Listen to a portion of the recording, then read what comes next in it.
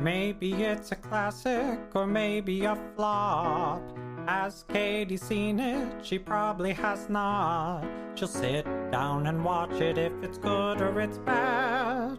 Hey, have you seen this? No, Katie hasn't seen that.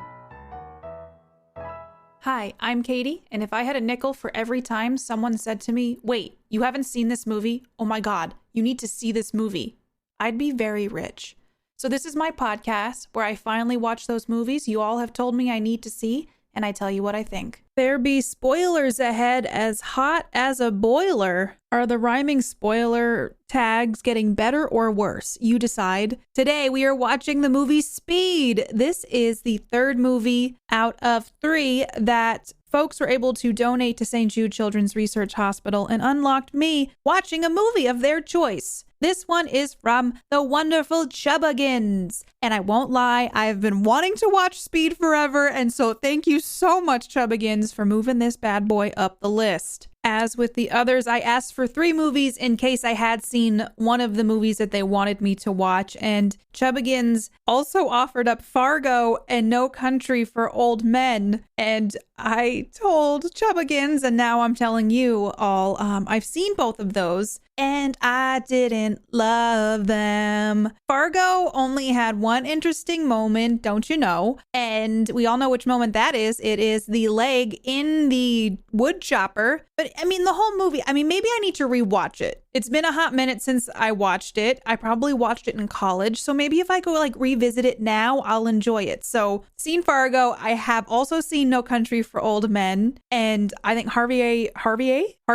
Bardem is in it, and he has a bowl cut. And Mark and I, my husband and I, lovingly call that friendo hair because he called everybody friendo. But also, I can barely remember what happened in that movie. I just remember also not liking it. So Chubbagins was very upset with me when I told them I had not seen Fargo or No Country for Old Men. But here we are. I'm watching Speed because that was the third choice, and I am so jazzed. This movie has it all. It has Keanu Reeves, Sandra Bullock. It's from 1994. And apparently Jeff Daniels, the actor who shares my birthday, and Dennis Hopper are in this. So I didn't know those 2 actors were in Speed. I wanted to see Speed since I was a young girl. When this movie came out, I was too young to see it. It's rated R, so I wasn't even close to being able to watch it in 94. But I remember seeing the trailers for it. And even as I got older, seeing that they're on a bus and just they can't stop driving is all that I know about it. But for some reason, the movie seemed so action-packed for the fact that they couldn't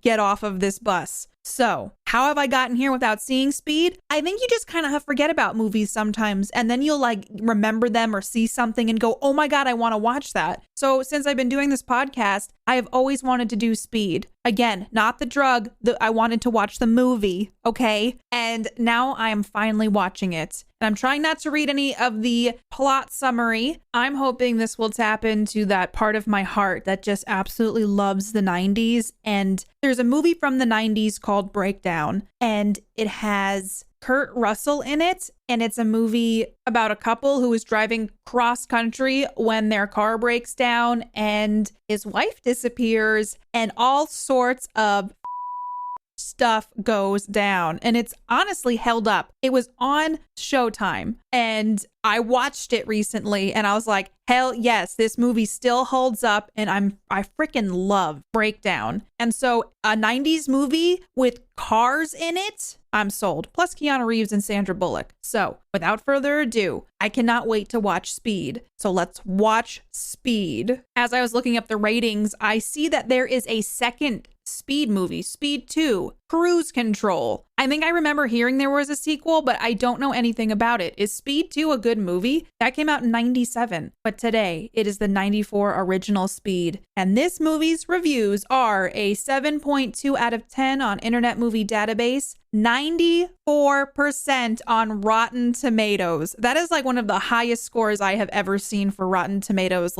ever. Okay? A cool 78% on Metacritic, and 92% of Google users like this movie. creeping above that 86% that it normally is. So is this movie just like really good? I've not heard of the director or producer, but I'm really, really excited about this. Apparently at the box office, it earned $350.4 million. Ooh, maybe that can be a fun thing that we start weaving in. Maybe I'll start looking up the grossing box office for these films because that's kind of interesting to me. The budget of the movie was 28 million as well. Well, it looks like it's 28 to 30 million. You know, just an easy 28 to 30 million, you know, just to spend on a movie. All right, so I'm going to go watch Speed. It is so freaking hot here. We have a heat wave warning. There is a date range I got an alert for on my phone that was like, hey, just a heads up, it's going to be so hot that we've kind of issued an emergency warning. So don't go outside as much as possible. And I got a dust storm warning the other night while I was streaming on Twitch, and I showed my community, and legitimately, is the apocalypse coming? That's my main question. So hopefully I can get Speed watched before that apocalypse comes. And if I melt, then this episode will never come out. So fingers crossed I don't melt, and you will all hear what I think about Speed. All right, I'm back. I watched Speed from 1994. We're in the midst of a heat wave right now, and it is currently 103 degrees. So what better time than now to hunker down in a very dark room? The blinds are pulled, the curtains are pulled. I'm like literally in a den. I've made a cave for myself to stay cool. There is a literal heat wave in the Pacific Northwest right now where I'm at, and I'm just going to try to stay cool. So far, so good, though I feel bad for anybody who has been more affected by this than I am. So if you are dealing with a heat wave ever now in the future, I hope that you stay cool, and it sucks. So may your life be filled with fan blessings and air conditioning. But let's get to what we're really here for, which is the movie Speed. All right, Kanunu is in this, and Sandra Bullock. Should I call them Kanunu and Sandy? I feel weird about that. I'm not going to do that anymore. This movie starts off with such a long intro. It's literally an elevator shaft that they're going down and panning down while all the credits and information about the movie is kind of happening. And I was like, they do not do this with movies anymore. You go to a movie now and there's a 5-minute intro with just some people's names. Folks are not going to want to be there for that. However, there's just something about that I think eases you into the movie. It gets you time to like acclimate to the idea of, all right, I'm going to hunker down for about 2 hours and I'm going to watch something. So I didn't mind it. But then it got the gears turning like, wait, how did they do this?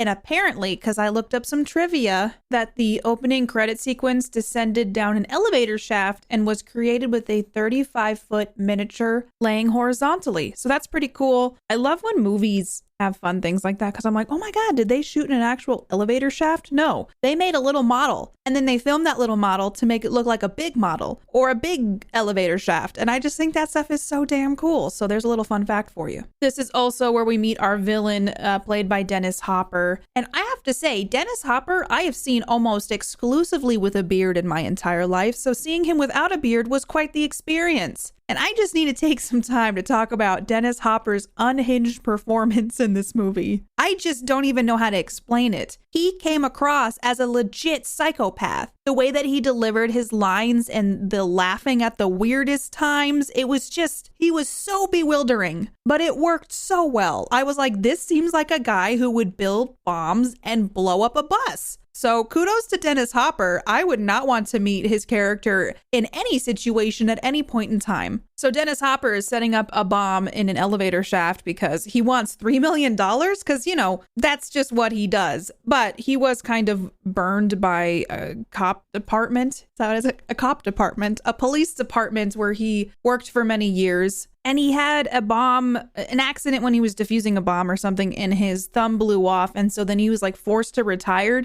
and he didn't like that. So then he was like, I'm going to go nuts and blow some stuff up for a lot of money. This is where we meet the main characters, Harry, played by Jeff Daniels, and Jack, played by Keanu Reeves. And the one thing about this opening sequence that I cannot get over is just the car flying. They're pulling up to this building where the elevator bomb is. And the car literally looks like it gets some air going over a hill. And then it just like slams into the ground. And there was no reason for it. and it's very dangerous, and these cops should be more careful. And then they just like land their car. They don't pull up, they land their car, and Keanu and Jeff Daniels gets out. And, you know Keanu means business because he's chewing some gum. And this whole opening sequence with the elevator was longer than I feel like in movies where they have like setups. And I thought they did this nicely because you got used to, Harry and Jack, the two characters, and also our good unhinged friend, Howard Payne. I think one thing I need to get out of the way, though, is that this movie is incredibly unrealistic.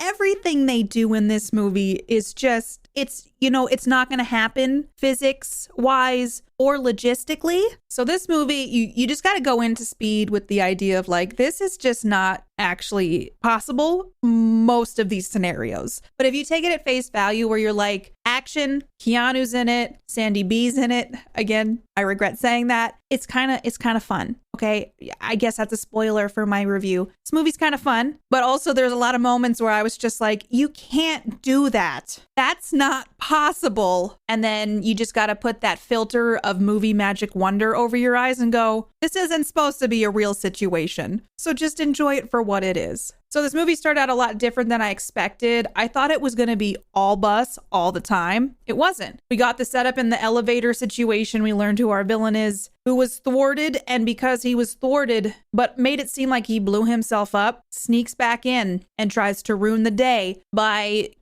doing some bus bombs, which seems not realistic, but it made for an exciting movie. And again, I just need to mention Dennis Hopper playing Howard Payne in this. He was just so good at just being someone who's just not doing well. Like the way he did his laughs, and he just did some weird clapping at times, and his character was just so weird. But I just literally sat there and was like, yeah, if there was a guy who's going to build bombs on buses, it would be this man. And so again, I just can't get over, at first I was like, is this working? And it worked. It could have gone the other way completely where you're like, God, Dennis Hopper is just like taking me out of this. But I was like, he seems like a dude who's gonna do this kind of thing. So he builds this bus for a bomb, right? Wait, bus for a bomb? Bomb for a bus. That would have been a very different movie, where they can't go under 50 miles per hour or it will blow up. This is where we meet Sandy B. I said I wasn't going to do it. And here we are. She plays Annie. She just happens to be on the bus. I have some thoughts about Annie and Jack later on, but let's just keep on going. This movie is kind of a victim of what other wild situation can we throw into this? So, Keanu finds out, hey, there's a bomb on this bus. So I got to get on this bus to help these people. So there's a whole unrealistic sequence of him trying to get on the bus on the interstate. And he does. Spoiler alert. But as he gets on the bus too, because he's a cop, there's another guy on the bus who just pulls out a gun. He's like, I don't want to be on this. You're coming for me, coppers. And then he shoots the bus driver. So, in that chaotic string of events, the bus driver's now shot and Annie ends up taking over driving the bus, which, as far as I know, you need a special license to drive a bus. So kudos to Annie acting under pressure, but also, would Annie have been able to drive that bus? I mean, I don't know if I got on a bus today and they're like, can you drive this? That I would be able to drive a bus, especially in the situations that they were put in, such as busy traffic-filled interstates and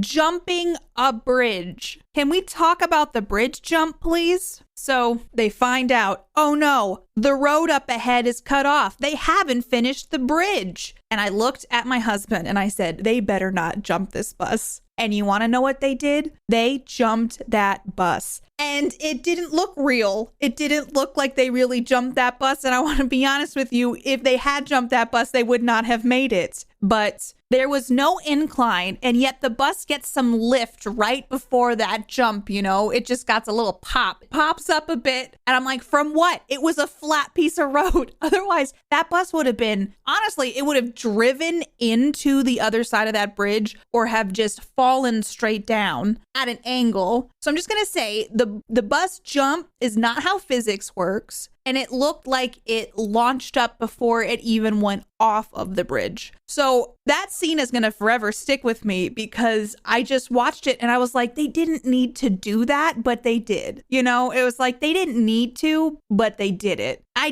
can't get that out of my head. I sat there for like good 10 minutes after that. Like it's not how the jump would have gone. And I just was working through that and processing that after the bus jump. I will say though, it would be so stressful driving a bus like that in traffic and having to keep it under 50 miles per hour. That was kind of exciting and different. And, you know, you don't see a lot of movies that are based around driving buses. So I think they captured that pretty well, like being in LA traffic and trying to navigate that in a giant bus that might explode. Yeah, they made that pretty stressful. Also, I was like, they're taking so many risks here with their driving. And I was like, if you crashed the bus, you would then blow up as well because it probably would trigger the bomb, but also you'd go, you know, under 50 miles per hour. So essentially, they were just making me nervous by just turning. And I was like, if you tip this bus over, you're all going to blow up. But, you know, I guess they had to get from point A to point B somehow. There's also a character named Helen. There's a moment where they have to negotiate and the shot bus driver can get taken off of the bus. They figure that out. But then there's a lady named Helen. And Helen is like, I want to get off the bus too. When Helen gets off the bus though, how did nobody see Helen moving towards leaving the bus? They're traveling at a very high rate of speed on the interstate. There's a bunch of cops on like a flatbed next to it where they pulled the bus driver through to. And Helen, oh boy, did Helen make a mistake. She steps down on like the last stair on the bus to try to reach out to the cops to get pulled over. And our good friend Howard Payne is watching and blows the bottom step. And Helen falls onto the interstate and gets run over by the bus. Okay? Run over by the bus. So Helen became a lesson to everyone. But my main question was like, how did nobody, you know, notice Helen inching her way towards that door? I've been on buses. There's not much to look at, not a lot of space. So, you know, someone maybe should have noticed Helen before Helen noticed the pavement.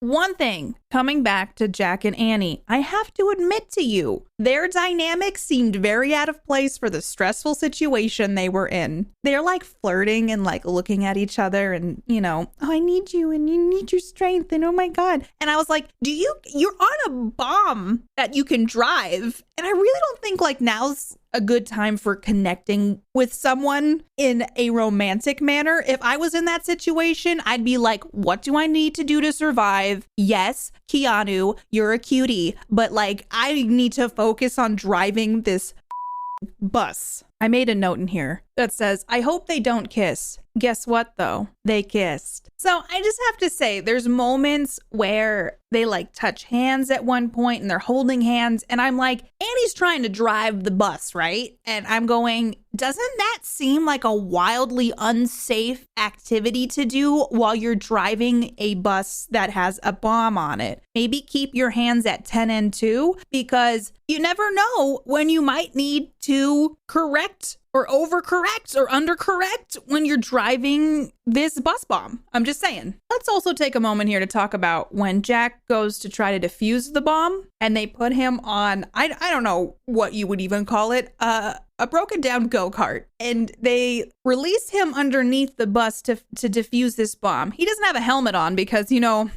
yeah, I don't know why he didn't have a helmet on. He should have had a helmet on. But he's on the radio talking to his partner, Harry, who's trying to help him figure out how to defuse the bomb. The tire threads are just shredding and jostling him about. And he's trying to defuse the bomb. But then as they're figuring it out, they find out who the guy is. So they're just like, let's forget defusing the bomb. We got our guy. And literally leave Jack underneath the bus to be like, all right, they figured out who it is. Let's not worry about defusing the bomb. And my head goes like, why wouldn't you go investigate this man and then also try to defuse this bomb? So that was confusing to me. But also, why did they not reel him back in? So then this whole thing happens where Keanu is struggling to not be jostled about and not get essentially run over by the bus. So he manhandles his way underneath. Manhandles? That's the right word. His way underneath the bus. And he has to obviously get his bearings by stabbing the gas tank or one of the gas tanks and letting much of the gasoline seep out. So, you know, pros and cons here.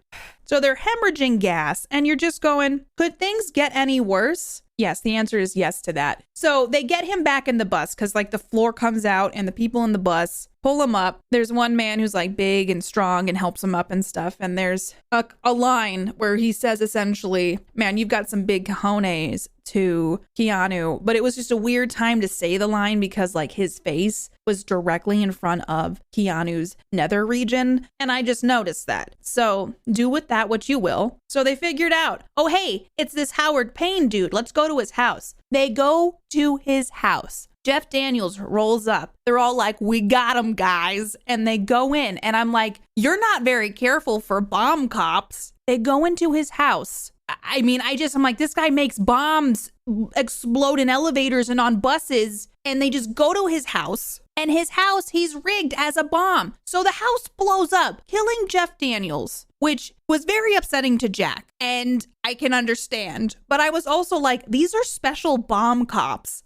And they just walked into this man's house like, we're here to arrest you, and didn't even like carefully maybe go, this man makes explosives. We should probably be very careful. Maybe I don't know how bomb cops do things. Just feel like that was a misstep on their part. And so, you know, maybe they should have reevaluated and maybe write up some protocol for future missions with bombs. Long story short, on this whole movie, they loop the video feed because he's been watching inside the bus. By him, I mean Howard Payne. And they get all of the people off of the bus. And then Annie and Jack rig up the bus to just keep driving. And at this point, they're at the airport, just kind of doing laps on the tarmac. And they make this floor panel into an adult slip and slide, and they like wrap themselves on it, and from this incredibly fast moving vehicle they take this and exit the vehicle, coming to a sliding stop in some traffic cones while the bus drives forward on its own, hits an airplane, and then blows up the airplane. And the whole time I was like, is there a pilot on that airplane? We'll never know though. But they blew up the airplane, and then it's just Keanu and Sandy B kind of being like, oh my God, you're like, I don't know, should we date? Kind of thing. In that situation, I would be like, oh my God, are my limbs still on? I have so much road rash. I just feel like the PTSD would just start kicking in right then and there. But you know, there's an attractive person there. I guess you just focus on the fact that you might get a date at some point, you know? So we're here where I'm like, okay, this must be the end of the movie, right? And I'm sitting there like, they just don't make action movies like they used to. They just don't. This is a very specific type of action movie. It has a certain feel to it. You're watching it and you're like, this feels like home. Like action movies these days, like especially blockbuster ones, do not have this almost formulaic. But if you've ever seen like Die Hard, Speed, The Rock, Con Air, they all have a very specific vibe to them. It's just unrealistic action. So anything that can happen will happen. And just there's always a hero, and that hero never lets you down. And that's how Speed feels to me. So I'm like, all right, it's time to wrap up the movie. We did it. We watched Speed. But no, they're trying to get okay. So essentially Howard Payne just wants money. So they're like, they realize that he doesn't know the video's looping. So they're like, let's get this guy. They try to set up where the money drop's supposed to be. They left Annie alone in an ambulance. So when Howard Payne realizes that it's on a loop, he gets obviously kind of pissed off, and then he goes and kidnaps Annie from the ambulance while they're trying to snipe him at the money drop. How did anyone leave Annie alone? Like at this point in time, Annie should have had somebody with her. So again, don't know how bomb cops do things, but I think they dropped the ball here. It's just like bad policing. And also, at this point, I realize in the beginning of the movie, Howard Payne alludes to the fact that he blew himself up. He goes into the parking garage and then there's a big explosion. Did the cops not find any viscera or body parts when they went to that crime scene? Because then they would have quickly realized this man is not dead. So that was just something where I'm like, are they just like really bad cops? Because, just saying. So Howard kidnaps Annie. They get on a train this time, and he's going to take this train out. But this is after he has put a bomb on Annie. And Annie's essentially a ticking time bomb, just waiting to explode. And it comes to this giant head where then the train gets kind of out of control. But Jack doesn't give up. He's like, I got to save Annie. So he goes to save Annie. They have a fight on the roof of the train, which honestly, how'd they do that? I mean, there's a point where Jack's on the roof and he's trying to like find his way in, and Howard realizes that Jack's on the roof. And there's a line in this movie that my husband very much enjoyed. When Howard realizes Jack is there, he goes, he's so persistent. He always gets his man. And it's the weirdest line that has ever been uttered in a movie, I think. And it sounds like, is he from the 1920s? But again, he's so unhinged. You're like, this just kind of fits for this guy. This guy is just off his rocker.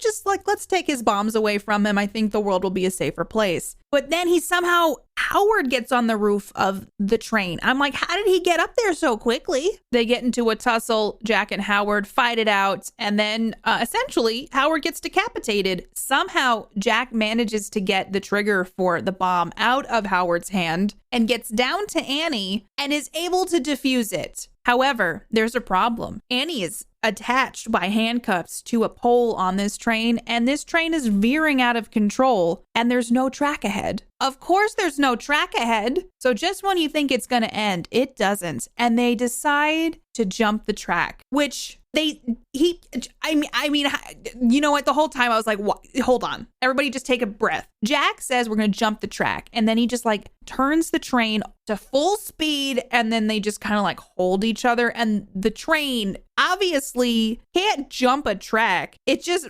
shoots into the street and falls on its side. And apparently, Annie and Jack are still being kind of calm, cool, and collected about all of it. And then, she's like, you stayed with me. You didn't leave. And they kiss. Which at this point, I'm like, all right, I guess that's fine if you must. I just feel like sometimes in movies, that stuff's so out of place. And this is something that happened a lot in 90s movies too. I think a lot of movies do it though, where it's just like, we need that romance element. And I'm like, I'd rather just be a badass Sandy B and Jack just, taking on this bomb terrorist man and not needing that like romantic element because it feels so out of place. I guess it was very high stakes traumatic events. They kind of poke fun at it when they say things like, relationships that start off on traumatic events don't usually last. Ha ha ha ha. And I'm like, but maybe you should just try to be friends first, But maybe if I was in a situation where I almost died several times and I had a bomb on my chest, I'd make out with someone that I just met too. I don't think I would, but never say never. But I have to mention this because in my travels after looking things up about this movie, Joss Whedon has an uncredited writing credit for this movie. So I guess Joss Whedon helped rewrite this whole script at some point, but he is uncredited for it. And I was like, that's probably, spoiler, why I kind of like this movie. I know Joss Whedon is kind of a piece of shit.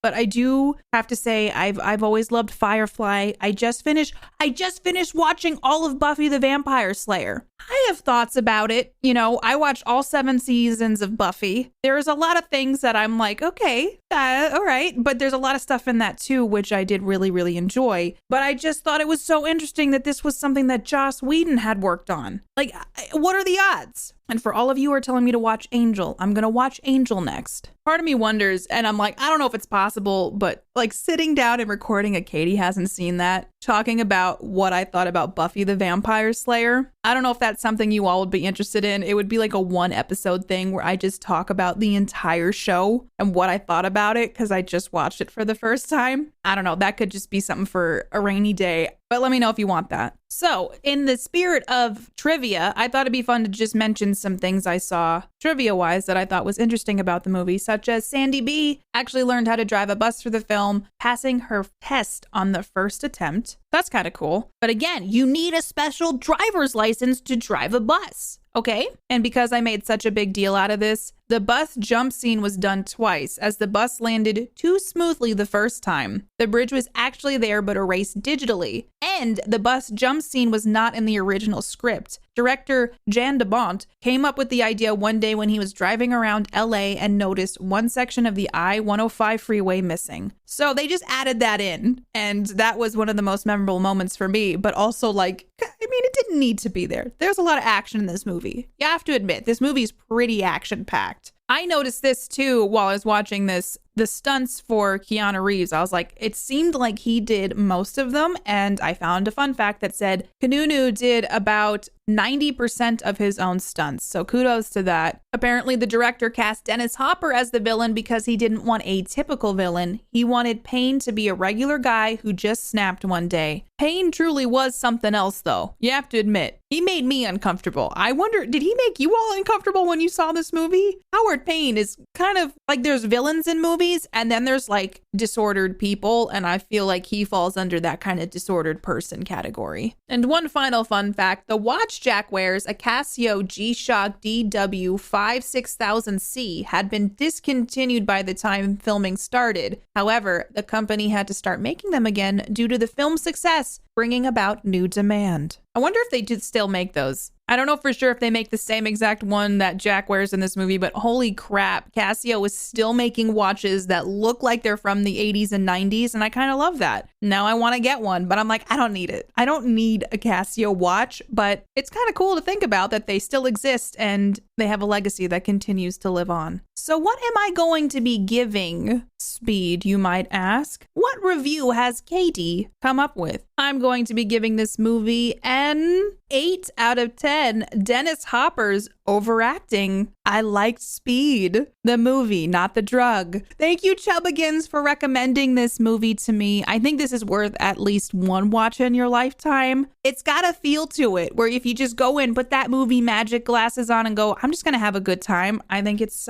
worth a watch. So thank you so much, Chubbagins, for making me watch this movie. Thank you again for donating to St. Jude, raising money for the kids and for such a wonderful cause. And I'm glad that I like this one. Oh, it's kind of fun when I like one of these. There's like a meme that's gone around where it's like, Katie hates every movie she watched for Katie hasn't seen that. And I'll go, hey, see the Speed episode, please. Okay. So thank you so much again. Let's get some community comments. I watched Tank Girl for the last episode, and I thought it would be a good time to bring in a comment from effin' Karma, who recommended that movie to me. I adore you, Karma. So, Karma shared, as much as I do enjoy the quips Lori Petty dishes out and them ridiculous kangaroos, it doesn't save the movie from being overly uncomfortable and all over the place. By the way, you had mentioned Tank Girl being like a bad Harley Quinn knockoff. And fun fact is that Margot Robbie actually bought the rights to Tank Girl. Maybe there's hope in the future she'll make this better somehow. I am so excited if they make another Tank Girl, because I think in the right hands, it could be a really badass movie. And I think Margot Robbie might be able to take that on. So Karma, I adore you. Thank you so much for recommending that movie and for sharing your thoughts on the movie too. Another comment from YouTube, Onyx shared, fun fact, Jamie Hewlett, co-creator of Tank Girl, is also a co-creator of the band Gorillaz. His visual style is very iconic. I didn't know that, and that's actually super badass. If you don't know who the Gorillaz are, they're a very popular band that is animated, and this is actually really cool to think about that the co-creator of Tank Girl also is a co-creator of the band Gorillaz. So thank you for sharing that, Onyx. Thank you all for joining me for another episode of Katie Hasn't Seen That. It always means a lot to me that you would take time out of your busy lives to listen to my podcast, share your thoughts with me about the movies I watch, and recommend movies to me. If you're so inclined, I would absolutely love it if you gave a review of Katie Hasn't Seen That on Apple Podcasts. If you gave that baby 5 stars, it helps get the podcast out to more eyes and lets people know that you like it. Lets me know that you like it too. Also, come talk to me on Twitch at KatiePetersPlays. Let me know what your thoughts were on the movie Speed. I enjoyed it. I want to know if you enjoyed it too. You can also tweet at me at PlayKatiePlay. Let me know your movie recommendations and thoughts on movies as well. Plus, I post a lot of fun stuff over there. I like talking to all of you, so if you ever just want to be like, yo, Katie, what's up? I'll be like, hey, what's happening? It'll be like a really cool thing that we have. Until the next movie, I hope you all take good care of yourself and make sure that if you're ever in a situation like this, we should all try to get bus driver's license just in case. So, until the next time, take care, remember to buckle up, and stay under the speed limit.